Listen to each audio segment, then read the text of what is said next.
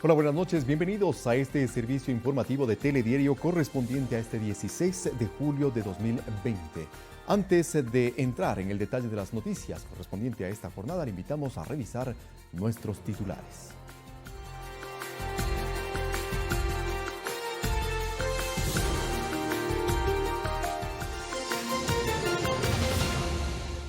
En Manabí, el presidente Moreno entregó más de 440 viviendas a personas de escasos recursos económicos de El Carmen, Tosagua y Olmedo.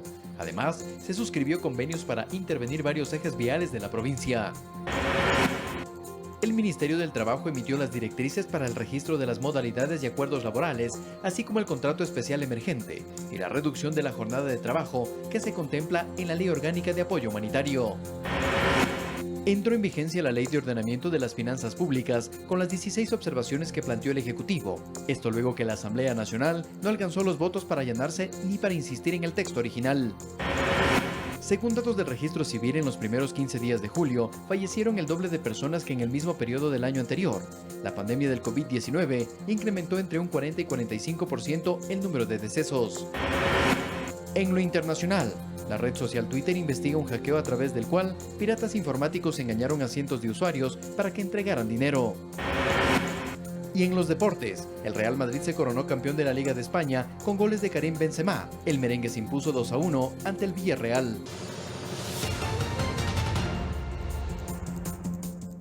Arrancamos.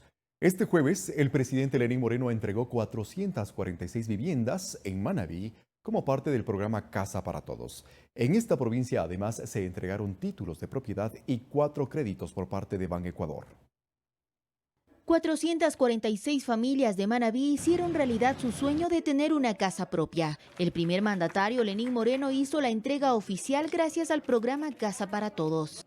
Con amplias áreas de recreación, con sitios para que jueguen sus niños, con sitios para que sus ancianos y las personas con discapacidad se desplacen con facilidad, con toda la comodidad, con toda la accesibilidad. Muy contentos de seguir entregando estas casas, estas viviendas que realmente lo que hacen es que las personas obtengan una mejor calidad de vida. Del total de viviendas entregadas, 191 corresponden al proyecto habitacional en El Carmen, 183 en Tosagua y 72 en Olmedo, con una inversión de $12 millones. Y es parte de un gran conjunto de 103,000 viviendas que están en marcha, presidente. Entre las que se han entregado, las que están en ejecución y las que estamos por contratar, con una inversión de 1.645 millones. Como un impulso a la reactivación económica, en este evento se entregó a 4 personas créditos de Banecuador por $412,000. Nosotros recibimos un crédito asociativo, el cual pues ese recurso nos sirve para comercializar maíz. Nosotros tenemos un centro de acopio de maíz. Y además se otorgaron 3 títulos de propiedad que permitieron legalizar 1.9 hectáreas. Para estar segura, tanto con mis hijos, con mi esposo, y para trabajar. Para fomentar el trabajo de los pequeños y medianos productores del país, hasta la fecha se han entregado más de 81,000 títulos de propiedad en todo el país. Y durante la emergencia sanitaria se lo hizo bajo la modalidad puerta a puerta. Olga Velasco, Ecuador TV. El jefe de Estado además suscribió un contrato de mantenimiento para 218 kilómetros de vías en Manabí con la finalidad de contribuir a la reactivación productiva en la provincia. Más de 1.300.000 habitantes se beneficiarán con esta intervención. Dentro de las actividades que el presidente Lenín Moreno realizó en la provincia de Manabí para impulsar desde distintos ámbitos la reactivación productiva, firmó un contrato para la intervención de 218 kilómetros de vías. Necesitamos que hayan las vías adecuadas, que para que la producción salga adelante vamos a generar también 160 empleos directos y por supuesto el bienestar y el transporte fácil, el ahorro en llantas, en motores. Estas obras se ejecutarán en 5 años y se financiarán con una inversión de $29.7 millones gracias al apoyo del Banco de Desarrollo de América Latina, CAF.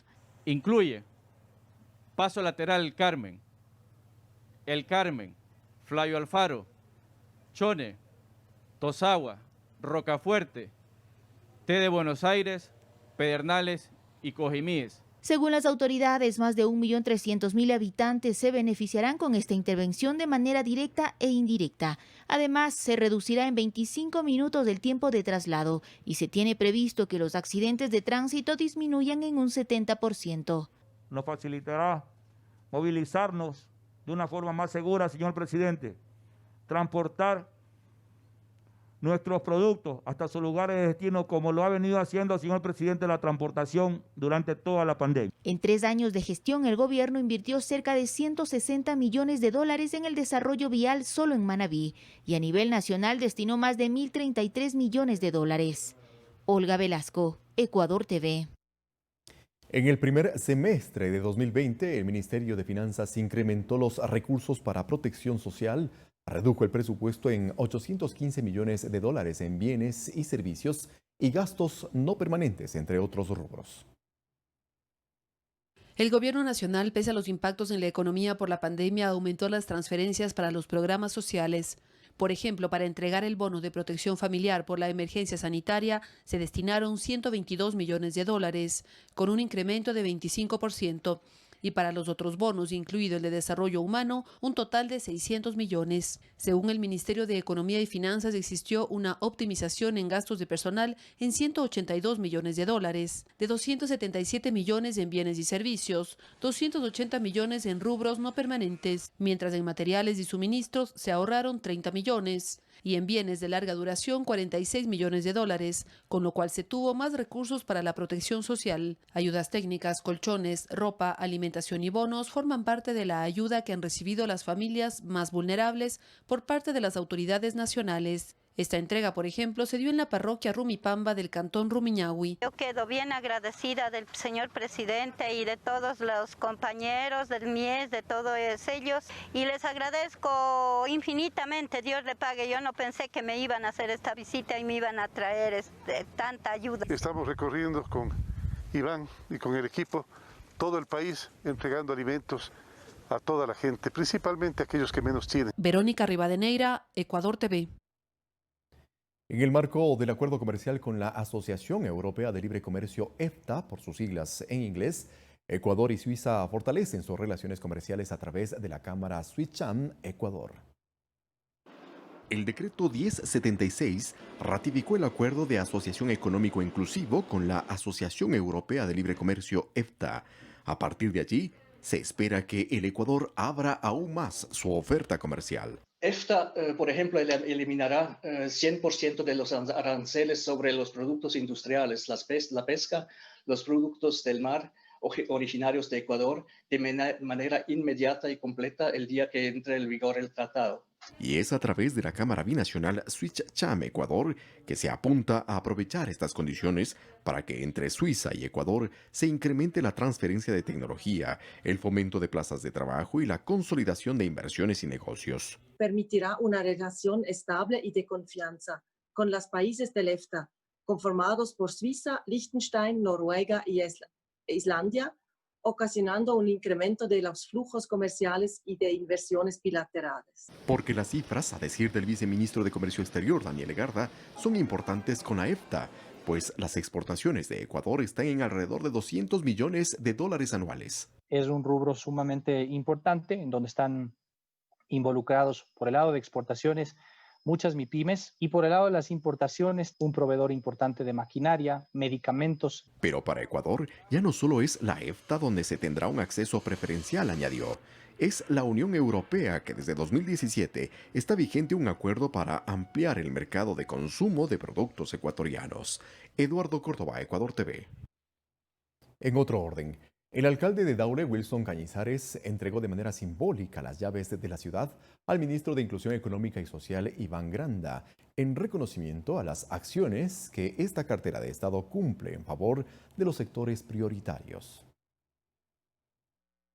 Más de 500 grupos familiares se beneficiarán de los servicios de desarrollo infantil, gracias al convenio entre el MIES y el municipio de Daule, cuyo propósito es mejorar la calidad de vida de los hogares en situación de pobreza, pobreza extrema y vulnerabilidad. Agradecerle por toda la ayuda recibida, quienes han realizado una buena labor antes y durante este periodo tan difícil que hemos vivido. Granda recibió las llaves de la ciudad por el trabajo en territorio que vienen realizando las brigadas con la entrega de kits de alimentos, el bono de protección familiar y el servicio social mediante teletrabajo. Está dirigida a cada chofer que llevó alimento, a cada mujer CNH que trabajó con los niños, a cada persona que trabajó en temas de discapacidad en el marco de la pandemia.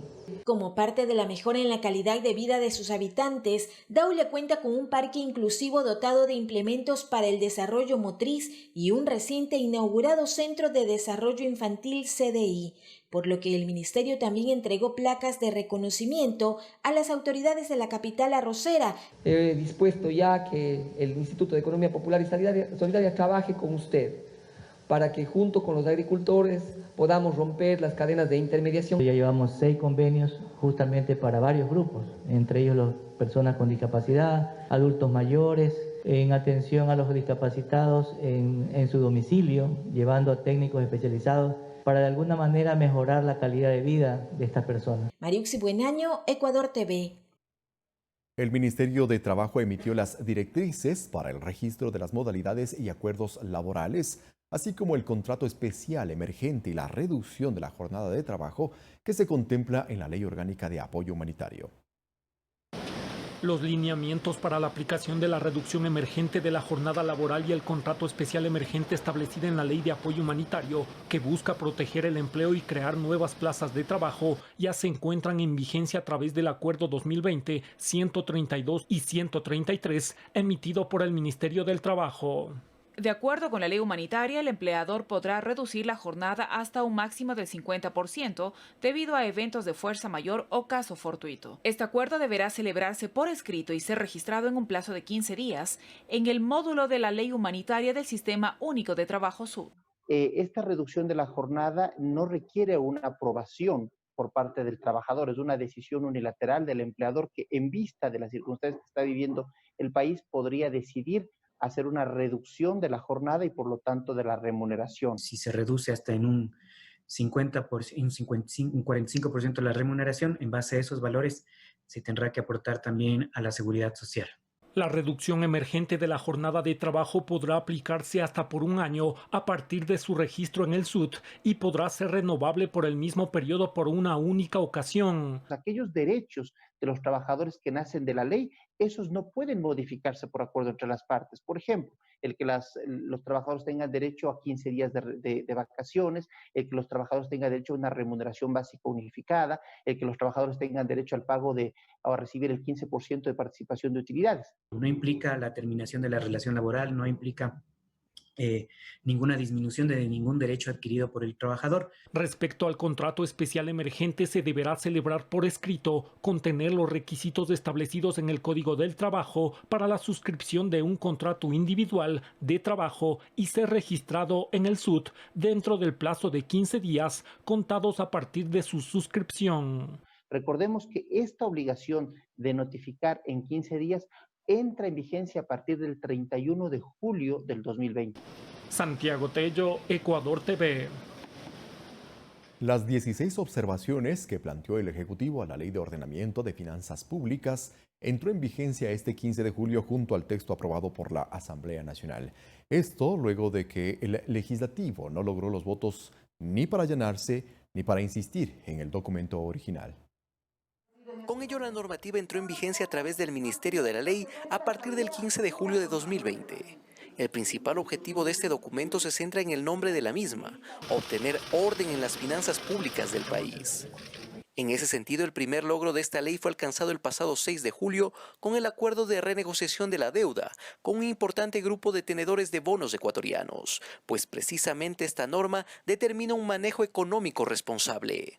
Entre las objeciones del Ejecutivo que más se destaca es la referente a la fijación del techo de endeudamiento con respecto al Producto Interno Bruto PIB. De esta manera, el límite establecido para 2025 será del 57%, para el 2030 del 45%, mientras que para el 2032 del 40%. A esto se deben sumar disposiciones aprobadas previamente por el Legislativo, como por ejemplo, la autonomía de las instituciones de seguridad social y de gobiernos descentralizados. programas de preservación de capital del presupuesto general del Estado, así como que el Ministerio de Finanzas, como ente rector, realice asignaciones para prever posibles riesgos fiscales. Alex Llanos, Ecuador TV. La terna vicepresidencial se enfrenta a los conceptos de lealtad y resistencia políticas. Los votos para designar al cuarto vicepresidente de este gobierno podrían definirse entre los asambleístas independientes. Que el presidente de la República tiene la potestad de entregar una terna a la Asamblea Nacional para designar al nuevo vicepresidente y que quienes la conforman sean de su confianza, es una verdad que se ajusta a los criterios de legalidad y legitimidad. Pero en el ámbito de lo político, estos conceptos se enfrentan a las resistencias propias del ejercicio del poder. De ahí que el panorama se dibuja con los 38 votos de Alianza País, que según dijo el presidente de la legislatura, hay un consenso para pronunciarse a favor de María Paula Romo, y lo confirman sus aliados. Permitamos que el presidente de la República tenga de vicepresidenta a la señora María Paula Romo.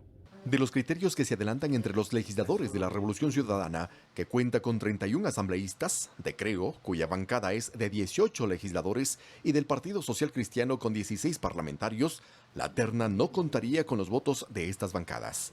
El país no es un tubo de ensayo, no es un experimento para estar cambiando de vicepresidente cada año. Mocionaremos el rechazo a la misma para que sea devuelta inmediatamente al presidente y él pueda enviar una nueva lista. Las bancadas de Integración Nacional BIN, con 12 voluntades, del Bloque de Acción Democrática Independiente VADI, de 8 asambleístas, los 4 de Suma, más los 10 independientes, son los votos que podrían inclinar la balanza. Cada legislador del bloque tomará la decisión que considere pertinente. Por lo tanto, serán los votos individuales de estos sectores los determinantes para el desenlace de una elección que se mide fuerzas entre la confianza y la resistencia políticas.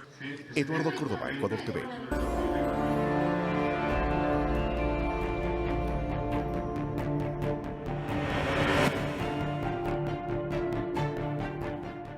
Según datos del registro civil, en este mes se incrementó el número de fallecidos en Quito entre 40 y 45%. En los primeros 15 días de julio murieron el doble de personas que en el mismo periodo del año anterior en la capital. Según el registro civil, la mortalidad subió en Quito. En junio de 2019 murieron 1.105 personas y en el mismo mes de 2020, 1.854 personas. En los primeros 15 días de julio del año pasado murieron 510 ciudadanos y hasta el 15 de julio de este año, 1.150 personas fallecieron, 1.051 en Quito y 99 en el resto de cantones. Por lo regular, en la provincia de Pichincha, cerca de 1.100 defunciones al mes en un escenario, obviamente, típico. En este momento nos encontramos en un escenario atípico producto de la pandemia. No podemos asegurar que todas estas personas han fallecido a causa de COVID-19 porque a estas personas no se les ha realizado una prueba. Es importante decir que es por todas las causas de fallecimiento. La empresa metropolitana de gestión integral de residuos sólidos de MGIRS, desde el 24 de abril hasta el 15 de julio, levantó 138 cadáveres en Quito, la mayoría en la vía pública y el resto en domicilios y ancianatos. Se cumplen protocolos al retirar los cuerpos. Desinfectamos todo el área, si es que es en domicilio, todo el domicilio, y si es en la calle, el sector en donde estaba el cadáver.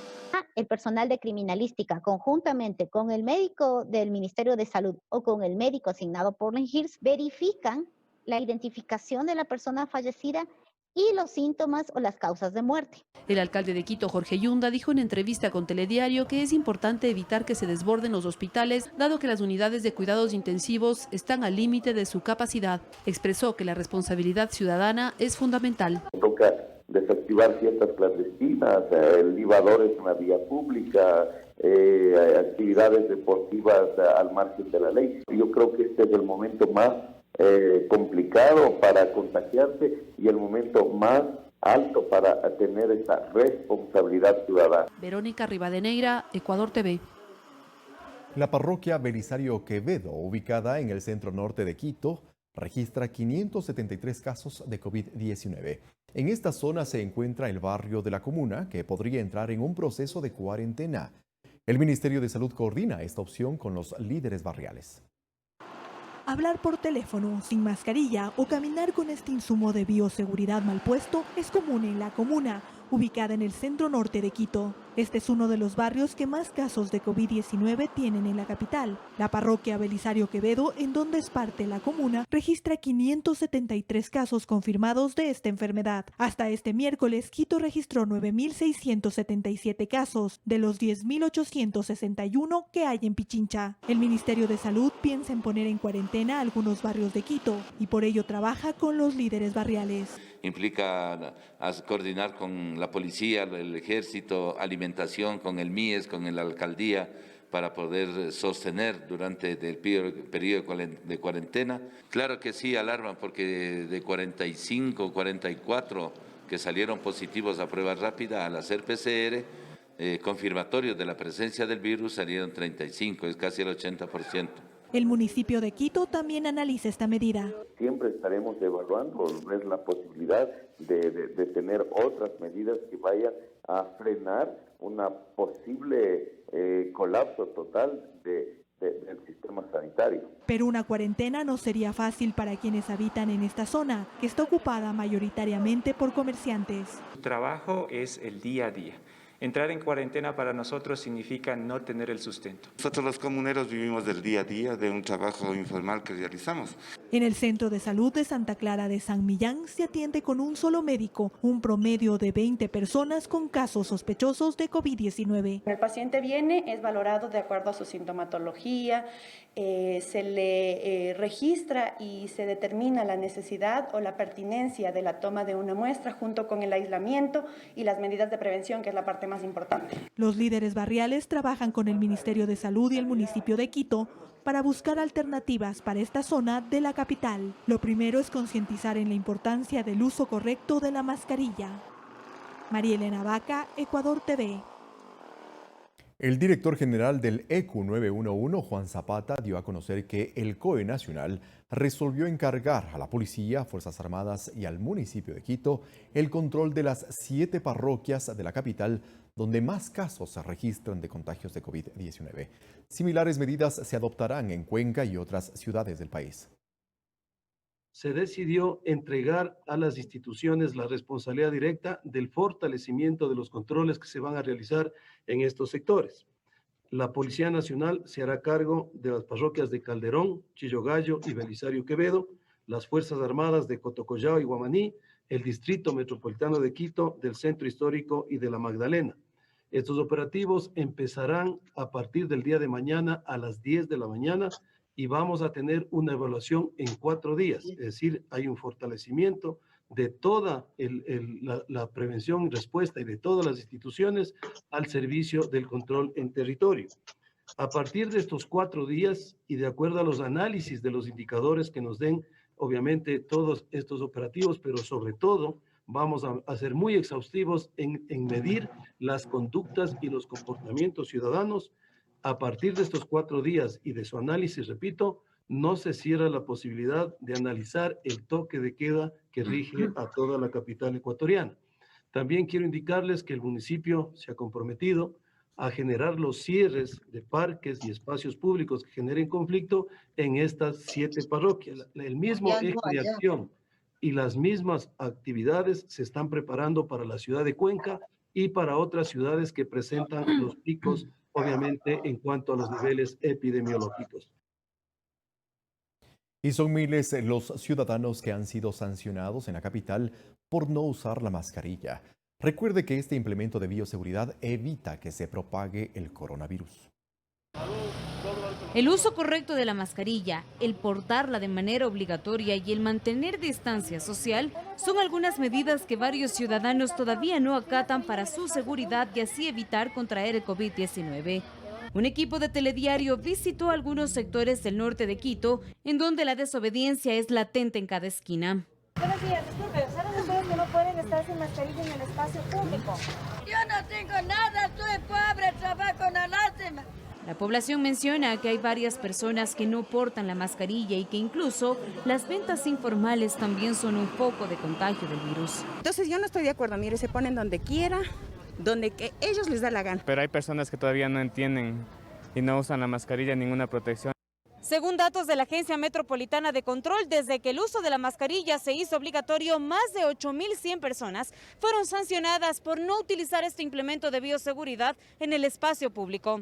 Conversamos con Mauricio Domínguez, vocero de la Agencia Metropolitana de Control, y nos comentó cuáles son los sectores que cuentan con mayores sanciones por no usar la mascarilla. Desde en Calderón con 1.864 sancionados y le sigue La Delicia y Quitumbe, que son dos de las zonas más fuertes, que es precisamente donde hemos hecho controles más fuertes, porque además coinciden con ser las zonas con mayor contagio en la capital. Por no utilizar este elemento de seguridad, usted tendrá una primera sanción de $100. Si es reincidente, de $200. Y si lo vuelve a hacer, la sanción puede alcanzar los $8.000.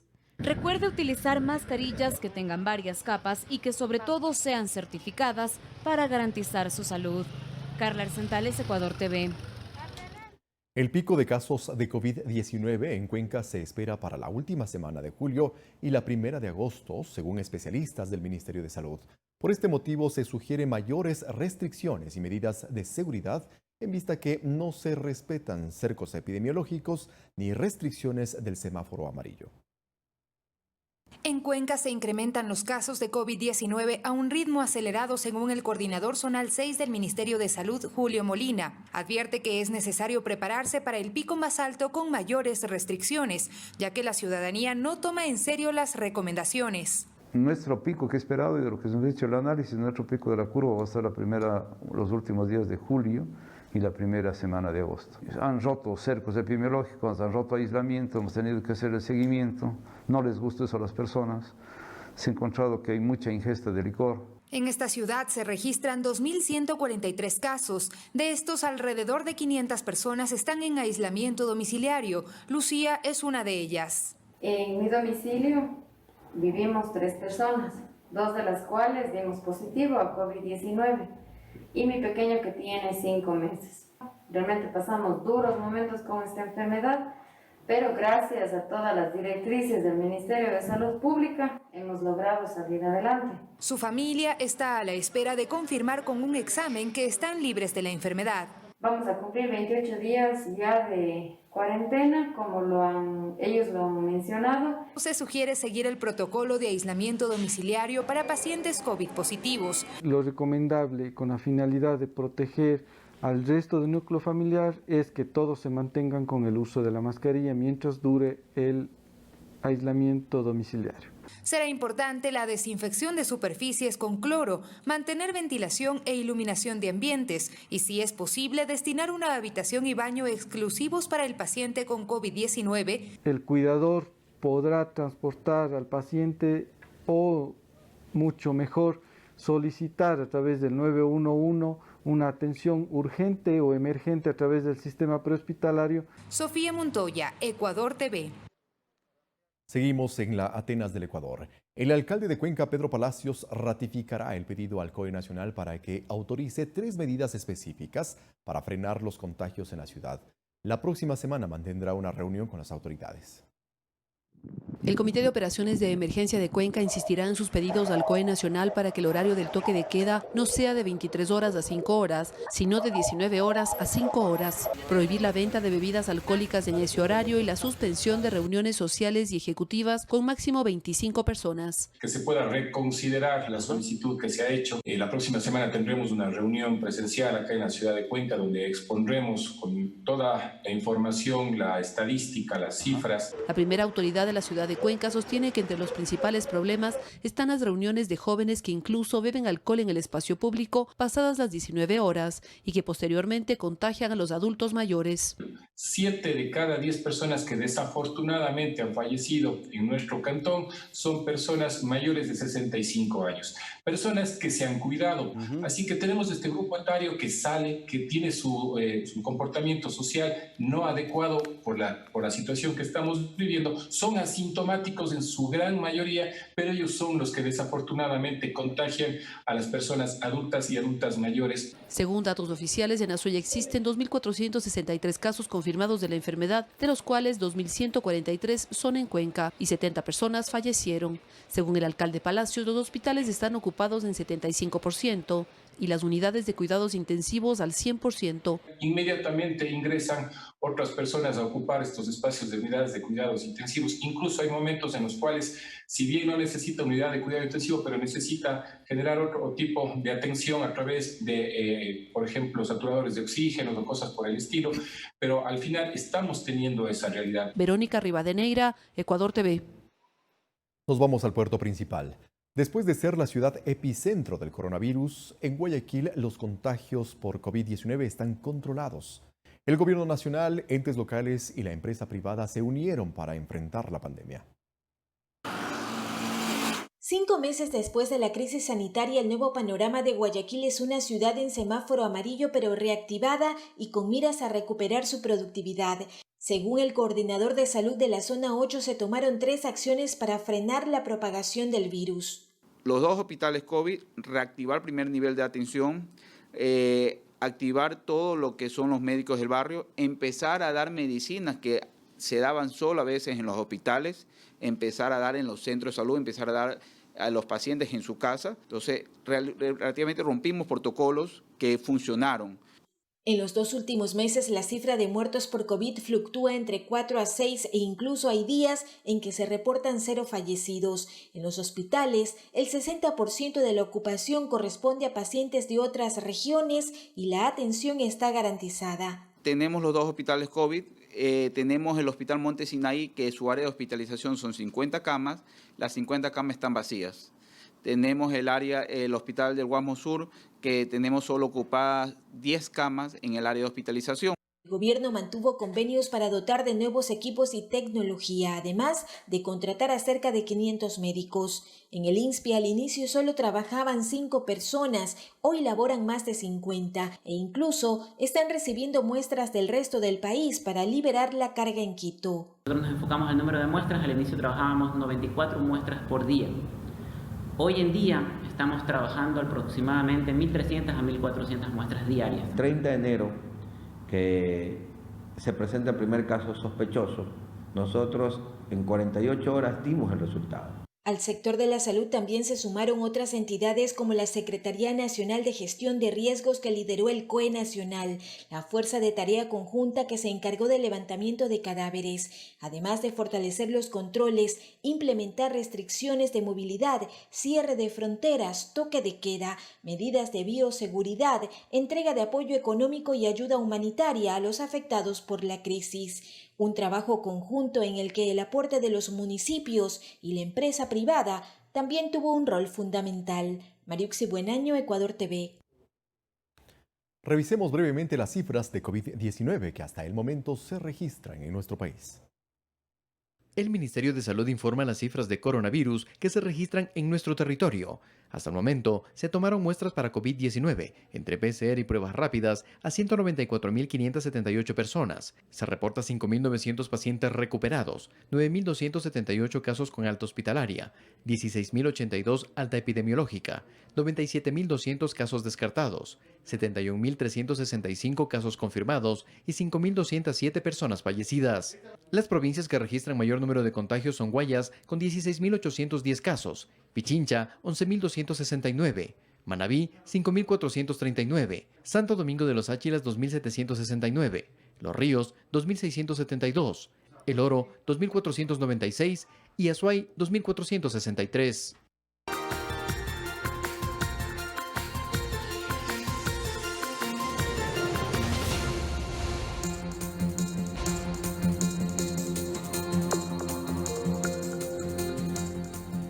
Gracias por seguir en nuestra sintonía. Continuamos con más noticias. La Armada del Ecuador alerta sobre la presencia de 260 buques de bandera china cerca de la zona económica exclusiva insular. Las autoridades navales mantienen controles para evitar que incursionen en nuestro mar territorial. La flota pesquera fue detectada durante el monitoreo de rutina que realiza la Armada del Ecuador. Son cerca de 260 embarcaciones entre pesqueros, buques de abastecimiento y bodegaje que se encuentran fuera del límite de la zona económica exclusiva insular. No hemos tenido presencia dentro de la zona económica exclusiva de embarcaciones de pesca o en las faenas indicadas. Según el Comando de Operaciones Navales, disponen de helicóptero, aeronaves de la aviación naval para la exploración aeromarítima en la zona. Por ello, hemos destacado a una corbeta misilera con un helicóptero embarcado, a fin de que haga la presencia en nuestras zonas jurisdiccionales. Los países ribereños tienen 200 millas náuticas consideradas como zona económica exclusiva. Ninguna embarcación extranjera puede realizar actividades pesqueras en esta área sin la autorización de los respectivos gobiernos. Para hacer respetar la soberanía del Ecuador y mantener el control en el lugar, se encuentra la corbeta misilera Loja, con un helicóptero embarcado, haciendo el patrullaje en nuestros mares jurisdiccionales. Para informar movimientos sospechosos e impedir que la flota pesquera extranjera realice actividades de pesca ilegal, evitando lo sucedido con el buque Phiu Yuan Yulén en 2017. Está a cargo de la Armada del Ecuador esa embarcación, que servirá como parte de los buques de apoyo. Mariuxi Buenaño, Ecuador TV.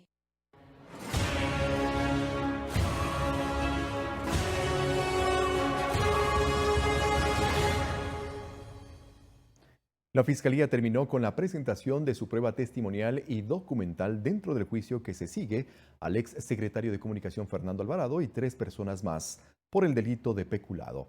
La diligencia se reanudará este viernes a las 8:30 de la mañana.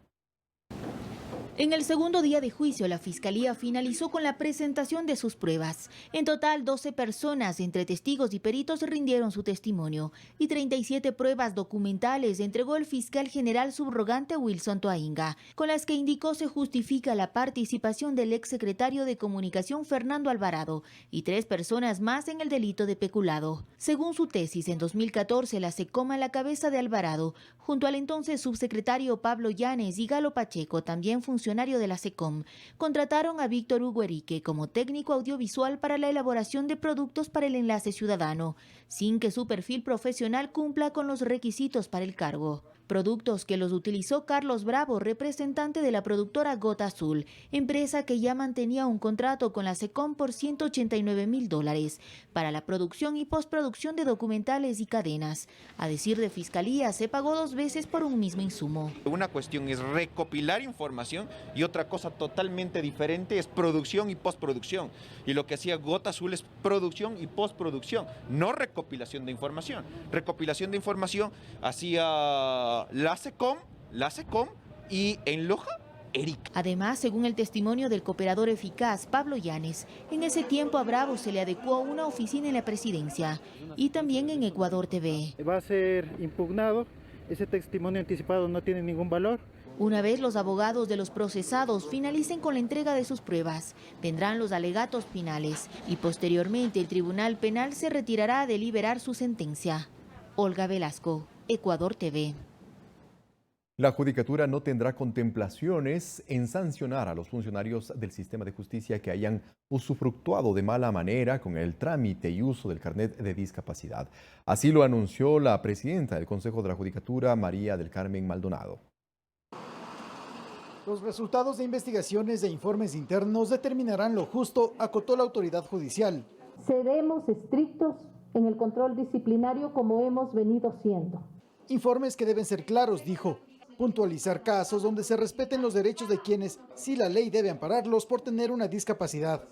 Y a ellos tutelaremos su derecho. Y señalar también a quienes buscaron provecho para ganar concursos y ocupar puestos claves en la función judicial. La contenida en el artículo 109, numeral 9 de dicha norma, que establece claramente como infracción gravísima el haber proporcionado información falsa o documentos falsos para los procesos de selección, concursos de oposición y méritos, así como para la inscripción de su nombramiento. Al respecto, Stalin Basantes, asesor y consultor en temas de discapacidad, pide poner especial atención a este punto. Que ha hecho uso de acciones afirmativas usando un carnet obtenido fraudulentamente y que se le adicionaron puntos en un concurso de méritos de oposición.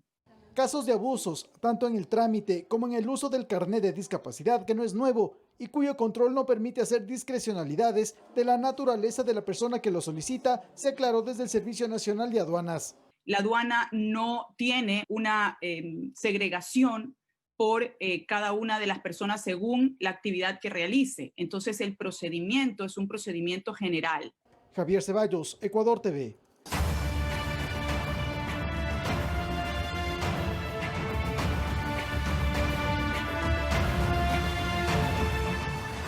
La digitalización de las empresas en Ecuador es una necesidad, ya que apenas alcanza el 10% según una especialista en la materia. El primer reto es que el emprendedor se capacite y logre presencia en Google.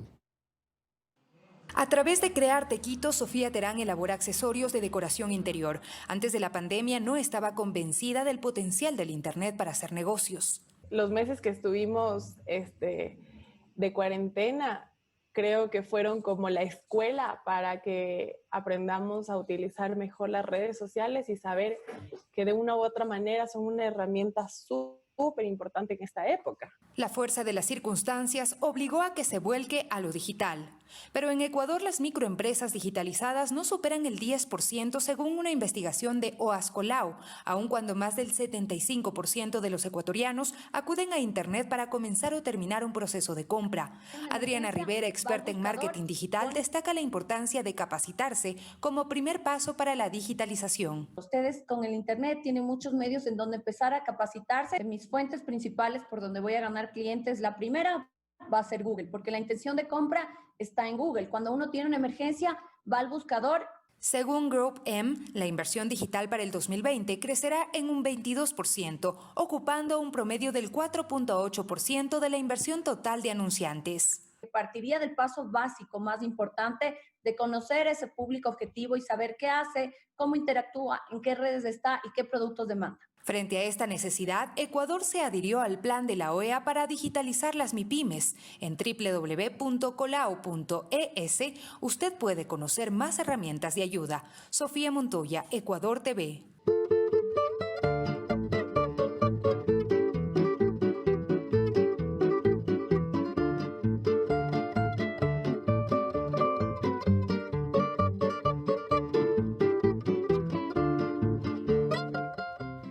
Este 25 de julio, Guayaquil conmemorará los 485 años de fundación.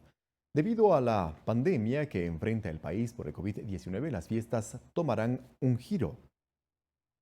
Con el tradicional pregón cívico que se desarrolló el pasado 1 de julio en el Parque Centenario, se dio inicio a las celebraciones. Varias actividades se prepararon para festejar al puerto principal con las respectivas medidas de bioseguridad. A los eventos asistirán grupos reducidos y la ciudadanía podrá disfrutar de ellos vía online. Desde que empezó la pandemia, la alcaldía de Guayaquil dispuso que el presupuesto que se asigna para las fiestas de julio y el bicentenario se destinarían al proceso de reactivación de la ciudad. Como parte de las obras a inaugurarse, se entregaron 2.000 bóvedas en el Camposanto Casurina. Su primera fase de construcción arrancó tras darse a conocer el alto índice de muertos por la pandemia. Luego de un recorrido, la burgomaestre entregó los primeros 2.000 túmulos en el cementerio de Casuarina, al noroeste de la ciudad, sin costo para los usuarios. Esto es gratuito. María Canales ya ha recibido varias inhumaciones, entre esas los cadáveres que recién están siendo entregados a sus familiares, están siendo llevados a las nuevas tumbas del María Canales. Con una inversión de $4.2 millones, su estructura es de hormigón armado, sellado con geomembrana impermeable y capa de cemento que la convierte en hermética para los fluidos, cumpliendo los protocolos para el manejo de cadáveres por COVID-19. Se levantó en menos de un mes y generó 300 plazas de empleo. Y también, hablando de agua, hemos condonado deudas de los que tenían agua por tubería de 211.000 personas y 18.000 negocios. El Camposanto tiene un cerco de 1.700 metros con mampostería y un canal para el control de inundaciones. También se ofreció dotar de redes de agua potable a esta comunidad, donde habitan personas de escasos recursos. Esto va a dar un salto importante de calidad en la construcción de cementerios en el Ecuador. Queremos resaltar nuestro profundo agradecimiento por la obra social que vienen realizando por esta pandemia del COVID-19. a favor de todos nuestros hermanos guayaquileños. Mariuxi Buenaño, Ecuador TV.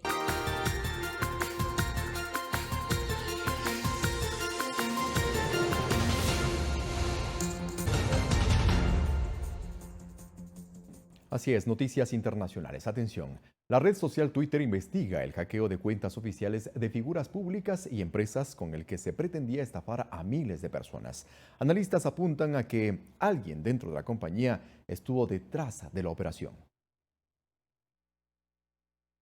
Hackeo de numerosas cuentas oficiales, a través de las cuales piratas informáticos engañaron a cientos de usuarios para que entregaran dinero. En las cuentas personales de Bill Gates, Joe Biden, Barack Obama y de las compañías Apple y Uber, entre otras de elevada notoriedad, apareció un mensaje que le decía a la gente que tenía 30 minutos para enviar $1,000 en Bitcoin y se le devolvería el doble. El sitio blockchain.com, que monitorea las transacciones en criptomonedas, dijo que unos 12.58 bitcoins, equivalentes a unos $116,000, fueron enviados a la dirección del mail mencionada en los tweets del fraude. Luego de borrar los mensajes, Twitter se manifestó. Hemos detectado lo que creemos que fue un ataque tecnológico coordinado por individuos que atacaron con éxito a algunos de nuestros empleados que tenían acceso a nuestros sistemas y herramientas internas. Añadió que están haciendo un diagnóstico y que compartirán toda la información posible una vez que entiendan mejor qué fue exactamente lo que sucedió. Mientras tanto, los piratas informáticos que se responsabilizaron de forma anónima del reciente hackeo proporcionaron al portal estadounidense Motherboard capturas de pantalla del área del administrador de Twitter que muestran la existencia de varios botones secretos que permitirían a la plataforma controlar el flujo de información de los usuarios, una acción que la red social ha desmentido en numerosas ocasiones. Coralía Pérez, Ecuador TV. Investigaciones de la Universidad de Oxford, donde se desarrolla una vacuna contra la COVID-19, indican que esta ofrecería el doble nivel de protección buscado por los científicos. La universidad indicó que una parte de los resultados sobre la seguridad de la vacuna serían publicados en la revista médica The Lancet el próximo lunes. Además, indica que la primera fase de los ensayos clínicos en humanos ha demostrado que la vacuna genera una respuesta inmune contra el virus con anticuerpos y linfocitos T, células asesinas contra la infección.